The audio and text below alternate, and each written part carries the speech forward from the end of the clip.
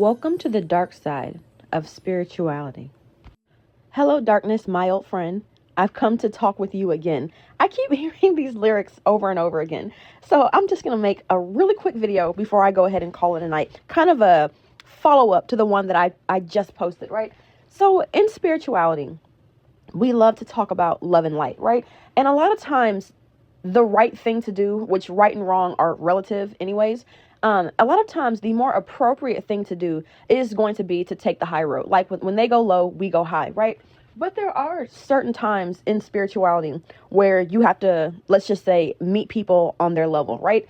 But with that being said, when I'm talking about the dark side of spirituality, a lot of times the karmic loops that we find ourselves in, right? When we're tied to certain people, certain places, certain situations, and it's not always about relationships. My previous video was specifically talking about relationships, right? Making sure that you're not holding on to someone that you need to let go or that you probably should have never been with in the first place. But that also can be with friendships. It also can be with environments, like where you live. Are you living in an environment that's unsafe, or it might not even be that it's not physically safe? Are you in an environment that's not safe for you, like mentally safe? Are you in an environment that's causing you a lot of stress, that has a lot of chaos that you need to leave? Are you at a job that's causing you a lot of stress and a lot of chaos that you need to leave? A lot of times what we consider like the dark side of spirituality really are just lessons that we need to learn, right? It's us confronting our demons in whatever form that may be. A lot of the lessons that we need to learn in order to get ourselves out of these karmic loops has a lot to do with us doing our shadow work, which has a lot to do with the dark side of spirituality, right? I want to say that for most people, and before I even say this, a lot of people get into spirituality for different reasons. A lot of people have different levels of comfort with spirituality. You'll have some people who, they'll do tarot cards, they'll read tarot and oracle, and it kind of just ends at that. You might have some people who do certain forms of like divination, palm readings. You might have some people who just work with like crystals and herbs. They're more just into nature and being, naturalists. And then you'll have some people who actually have altars that do spell work, that work with deities, that work with what some people will even work with darker energies like demons, people that work with fairies, with fae. They're just different levels. So whatever your level of comfort is with spirituality, a lot of people, when they get into spirituality, are really doing it for the reward, right? They're doing it in order to help bring in good things. They're doing it in order to get their lives on the right track, or on a better track, I should say, right? A lot of people, when they get into spirituality, they're really doing it for the reward, right? But what people fail to realize is that in order to get to the reward, you have to go through the lesson first, right? There are parts of spirituality that can be really hard. There are lessons that you have to learn that can be very difficult. Now, for some people, like there's a certain isolation period, right? That when you get into spirituality, once you start growing, once you start, what's it like? When you know better, you do better, right? When you know better, you do better. Once you start opening your third eye, and when you know right? When you know the truth, when you really start gaining that spiritual knowledge, there are going to be certain situations and people that you have to let go. Once you start opening your third eye, there are going to be certain environments that you can no longer be around, right? And it can be hard. It can be hard, especially when you've built up a certain level of comfortability with a situation or with a person. It can be difficult to walk away. It can be very difficult to walk away. And like for some, because it goes both ways. Because I know for me, myself, the isolation period was a cakewalk for me. Like, oh, I need to let this person go. They're out of here. Now with relationships, of course, that's a different aspect. But with like friends, jobs, coworkers, things like that, like, oh, that's fine with me, right? Because I'm a very, very, very to myself person. The isolation period is like the easiest part of the spiritual journey of my shadow work, I should say, for me. But I recognize that like that's not going to be the same for everyone. For some, the isolation period is going to be very challenging. For others, after you go through the isolation period, having to actually get out there is going to be the more challenging part, right? And especially for those that are chosen ones, what do they say? To whom much is given, much is required. So when you're a chosen one and you're going through that isolation period, and it's going to be different for different people, right? You might have some people who have been in spirituality for 10, 15, however many plus years.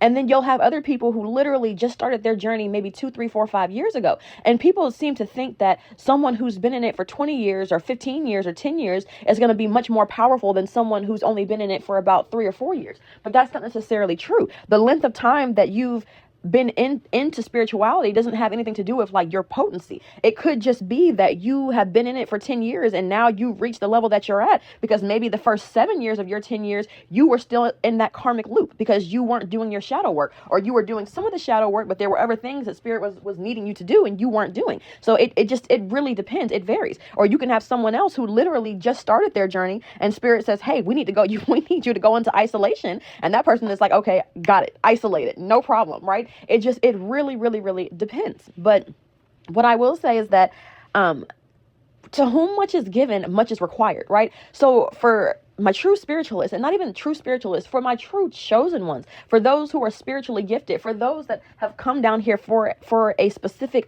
mission, for my healers, right? Or even my warriors. But I want to say more so for the empaths and for the healers, right? But for the warriors too, because I know some spiritual warriors who have trouble because they want to constantly save a specific person that spirit is telling them to walk away from. And like, even myself, I am guilty of this, right? I have someone from my past who is a friend who I was having repeated dreams about things in this person's life going haywire, right? Just things in this person's life going downhill. I mean, at a very, I'm seeing like a roller coaster, just going up, and then straight down. And I'm telling this person like, hey, you might want to think about doing this. You might want to think about doing this. You might want to think about doing that. Or rather, you might want to stop doing this, and doing that, right? Now, sometimes when I have dreams, especially pertaining to the people that are close to me, right? When I'm dreaming about people that I actually interact with, right? Sometimes I have dreams and I know that I'm being shown things because spirit is like, hey, this person is getting ready to, this person is we're having to do some things because this person is not learning their lesson. So we need you to put some distance between you and this person so that you don't get hit in the crossfire, right? And then there are times where spirit will show me something and I have the opportunity to reach out and to warn someone. Now, there's one person in my life, and I'm not going to give any specific details, but there is one person in my life where I was shown that this person was going to go through some extremely hard times, like some very, very, very hard times if they did not get their act together. And this was shown to me just because spirit was telling me that I need to put some heavy distance between me and this person. But because I've known this person for so long, and, you know, I felt, or I took it upon myself to reach out to this person and to basically tell them like, hey, you might want to consider, you know, doing these few things, because if not, I really feel like life might get hard for you really soon, right? Now, whether that person listens or takes heed to that is on them. I can only deliver the message. I can't force them to accept it, right? But I do know in that case, I was being shown that just so I could get away from that person. But, you know, even as a spiritualist myself, it can be difficult. It can be difficult when I foresee, or when I'm having dreams that things are going to happen to someone that I really care about. It can sometimes be challenging not to say anything, right? Especially when the person who's doing these things is not doing them to me. It can be very challenging not to say anything. But then that's kind of like a part of my lesson and my karmic cycle that I'm going through about still needing to let certain people go. But the dark side to spirituality it's not necessarily what people think, right? And then what people consider the dark side would be like, witchcraft and tarot and working with demons and you know, necromancy and talking to the dead and all this. What people consider the dark side of spirituality is not actually the dark side, because what people think are negative are not actually negative at all. It's duality, right? There's yin and then there's yang. But the actual dark side of spirituality is really just about people doing their shadow work.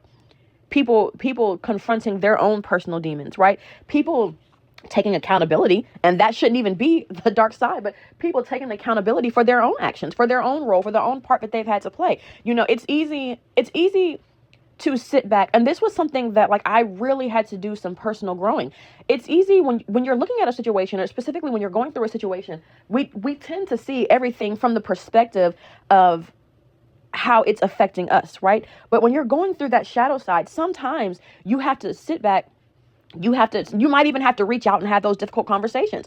And, you know, I understand that sometimes the person that you need to have that conversation with may not be emotionally intelligent enough to handle a conversation of that nature. And if that is, that's fine. That's just something that you'll have to kind of conquer and battle on your own, right? It's unfortunate, but it happens, right? But there's a very specific situation in my life where I had to sit back and I had to be like, okay, let me stop looking at it from my perspective and look at it from the other person's perspective. I need to stop looking at it as this person was doing something to me and start looking at it as maybe the moves this person was making was what was best for them, right? And maybe they weren't necessarily trying to do XYZ to me. They were just doing what was best for them, and I got hit in the crossfire. Because I realize now, as I'm going through my journey, and I'm at the period where spirit is telling me, hey, you got to put yourself first. You got to put yourself first. You have to put yourself first. As an empath, it's always been in my nature to take the back seat and to put the people around me first, to put everyone around me first.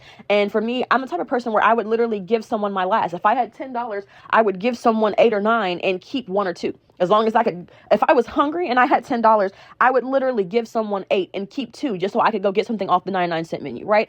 Just so I could have something. Even if I just had to go and get a $1.19 cup of coffee, just something that I could put on my stomach to suppress my hunger, right? But I got to the point, or I'm at the point in my shadow work where spirit has been telling me, and it's been really for the past 2 years, where spirit has been telling me like, hey, you have to put yourself first. When you're going through these situations with these people, even with these jobs, you have to put yourself first, right? Too many people will stay at a job that they hate because they're like, well, oh, I don't want to leave my coworkers, or I don't want to leave this, or I don't want to, do. No, but think about how that job is affecting you, right?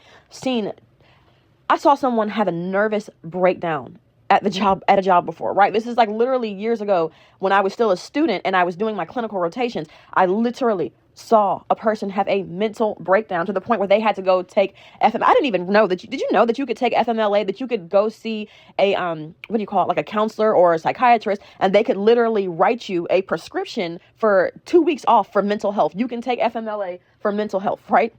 It does not have to be something serious or something physical like surgery or maybe you're like going to like oncology treatments or something. It does not have to be physical at all. It could be mental. You can literally have a psychiatrist write you a prescription for 2 weeks off for mental health, if anybody needs it, right? But I saw someone literally have a mental breakdown because the workload was too much and the job refused to hire more people to help with the workload. I mean, it was ridiculous, right? So if you're at these jobs, if you're in these relationships, if you have these family members, if you have these friends, if you are in any type of environment where you feel like you're constantly getting the short end of the stick, then your lesson needs to be that you need to put yourself first. And when you start putting yourself first, you'll realize, because there are going to be times where you're going to have to make decisions that are better for you, even if those decisions have, I want to say negative, but not so favorable outcomes for those close to you, right? There may be a decision that you need to make for yourself that would be best for you, that would have a not so favorable outcome for somebody else. But you have to understand that you're making that decision because that's what's best for you. End of story. So once you realize that, and once you start, because I think so many of us, especially as empaths, right? So many of us put other people first that we take it to heart. Like we take it to heart when people are constantly putting us last, right? When we see other people who could do, even if it's something small, like something you like that is so small, but you doing that would mean so much to me. And people still will say no, or they won't come through. And a lot of times we tend to take that to heart, but it might not be that they're not coming through because they want to hurt us. It could just be because they have something else going on that needs to take priority. And once you start making yourself a priority, I think that you'll better understand that. I think a lot of times as spiritualists, we don't understand because we put other people first and we expect them to do the same. But once you get to the point, because I've had to do this, I don't recommend ghosting. I feel like, having a conversation is always best, but there are going to be times where you're going to have to walk away from someone. And if you get to the point where you try to have the conversation, where you try to sit down, you try to be an adult about it, and they still refuse to cooperate, you might have to go someone. If they refuse to get their act together, if they refuse to be mature about the situation, you might have to go someone. And it's not about being immature. And it's not about playing mind games. It's not about being narcissistic. It's about you having to do what's best for you, right? So I just want to say that, like, and then there are going to be times I posted a video, I think, where I said, I think it was the one where I said something about like walking karma. You are not walking karma. You are judgment. And someone said like, oh, that seems scary, but it's really not. It's not. There are going to be times, especially for my true chosen ones, right? There are plenty of spiritualists, but recognize that not every spiritualist is a chosen one. Anyone can be a spiritualist. Anyone can be a spiritualist, but a chosen one, that's different. That's different, because a chosen one means you chose to come here for a specific reason. You chose to come here to help elevate Earth. You chose to come here to help heal the planet, right? You chose that. You were on a specific mission. And for chosen ones who are on a specific mission, if you refuse to learn your lessons, you're going to have much, much, much heavier consequences, right? So if Spirit is telling you to move and you don't move, Spirit is going to continue to make that environment toxic. If Spirit tells you to, hey, leave this person alone, and you refuse to leave that person alone, Spirit is going to continue to allow that person to do things that are going to bring pain, right? That are going to bring hurt, because that is Spirit's way of saying, hey, we're telling you to do something. And if you're not doing it, we're going to put you in a position where you don't have any other choice, because you came down here for a mission and you don't get to not do the mission that you came down here to accomplish, right? There's much, much, much different effects, right? Or repercussions, I should say, for chosen ones when they stay in these karmic loops. I'll tell you how you can really tell people who are real chosen ones, because when they're in those karmic loops, sometimes their life gets down bad. Like sometimes sometimes a chosen one, when you're seeing a chosen one go through these karmic loops, right? Sometimes you might mistake a chosen one for a karmic because a lot of things are falling apart in their life, but they're not a karmic. It is because they refuse to learn the lesson, so Spirit is making them learn the hard way, right? But like I was saying, the dark side of spirituality really is just shadow work, right? It's just you needing to do your shadow work. And for spiritualists, right, if you have someone in your life that you're trying to get away from, you're trying to let go, and that person refuses to, if you have someone in your life that keeps trying to find ways to attack you, whether it be physically, financially, spiritually, mentally, if you have someone in your life that you learned the lesson and you're trying to get away from, but this person keeps on the attack, as a spiritual one, you have the right to call justice. You have the right to call justice. Now, I want to be clear, because before I say this, I want to be clear that make sure that when you're calling justice, that you're actually doing it to someone who is intentionally doing things to try to harm you, whether that be physically, mentally, spiritually, whatever. Make sure that this person is actually doing things, because there's a difference between someone doing something to specifically harm you and someone making a decision that's best for them, and maybe the outcome is just not favorable for you. There's a difference, and make sure you learn the difference between the two, because if you mess around and call justice on someone who happens to be a chosen one, because you have a lot of people who love to say they're a chosen one, everyone's not a chosen one. Everyone that claims to be a spiritualist, or everyone that is a spiritualist, does not necessarily mean that they are a chosen one. And if you are a spiritualist and you call justice on a chosen one, may God have mercy on your soul. So I just want to reiterate this before anyone hears this and goes out there and it's like, oh, I call judgment on this person, I call judgment on the person that cut me off in traffic. No. If you're going to call justice on someone, make sure that it is someone that, first of all, you have learned your lesson from, someone that you have tried repeatedly to end things peaceful, or to come to a peaceful resolution. And this person is intentionally doing things to try to bring a tower moment or downfall into your life. You have every right to call justice on that person. But I just want to reiterate, make sure it's not a situation where that person is just doing what's best for them, and maybe it has unfavorable outcomes for you. But anyways, I feel like I said previously, a lot of people who go into spirituality are doing it because they want the rewards of being on this path of love and light, right? But to get the rewards, you have to pass the test, right? You have to do the shadow work, and you have to pass the test, and it never ends. Like that's another thing that I need to emphasize on, like, right? It never ends. So what do they say? Like, new levels means new devils. Even as you continue to grow and you continue to learn and you continue to elevate, there's always going to be a lesson for you to learn. There's always going to be some sort of challenge or something that you must overcome. It never ends. It never ends, right? It is like this never-ending test, right? That you have to take, that just increases. Like, it's like the what do you call those? Because those tests where, like, you take it, and if you get the answer right, then the next question is a little bit more difficult, and you get that right, the next question is a little bit more difficult, and if you get that wrong, then the level of difficulty kind of comes down. So the level of difficulty kind of like meets you where you're at, right? That's how spirituality works, right? So the more you elevate, the increasing the level of difficulty, right? With these lessons and these challenges that you have to learn and you have to overcome. And there are rewards on the other side. Now, it's not always going to be fame and money. So if that's what everyone is looking for, then this spirituality is probably not for you. What you want is a magic genie, right? What you want is a lamp and a magic genie. But the rewards are like being at peace, being happy, being content, finally being in the space to be like, especially for the chosen ones that kind of feel like they're walking around in like this mask, that they're just kind of pretending they're going along to get along.